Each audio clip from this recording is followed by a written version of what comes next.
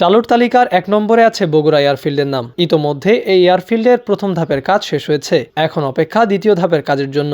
সব ঠিক থাকলে চলতি বছরেই চালু করতে চেষ্টা করা হচ্ছে এই বিমানবন্দরটি। বাংলার প্রাচীন রাজধানী মহাস্থানগড় এবং বিভিন্ন ঐতিহাসিক ও ধর্মীয় স্থানের কারণে ব্যাপক যাত্রী চাহিদা রয়েছে বগুড়া বিমানবন্দরের।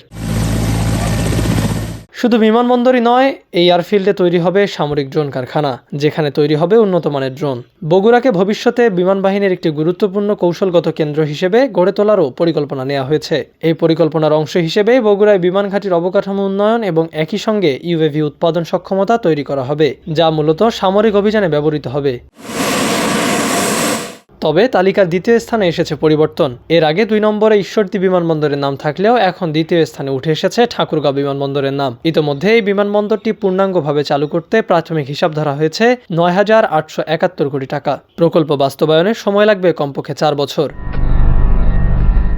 বর্তমানে বিমানবন্দরটির রানওয়ে, টারম্যাক, ট্যাক্সিওয়ে ও অন্যান্য অবকাঠামো জরাজীর্ণ ও আংশিক পরিত্যক্ত অবস্থায় রয়েছে। কমিটির পর্যবেক্ষণে বলা হয়েছে, বিদ্যমান রানওয়ের দৈর্ঘ্য প্রায় ৬,০০০ ফুট হলেও এটি আন্তর্জাতিক বেসামরিক বিমান চলাচল সংস্থার মানদণ্ড অনুযায়ী বাণিজ্যিক ফ্লাইট পরিচালনার জন্য উপযোগী নয়। রানওয়ের পুনর্নির্মাণ ও সম্প্রসারণ করলে বড় ধরনের যাত্রীবাহী বিমান এখানে ওঠানামা করতে পারবে।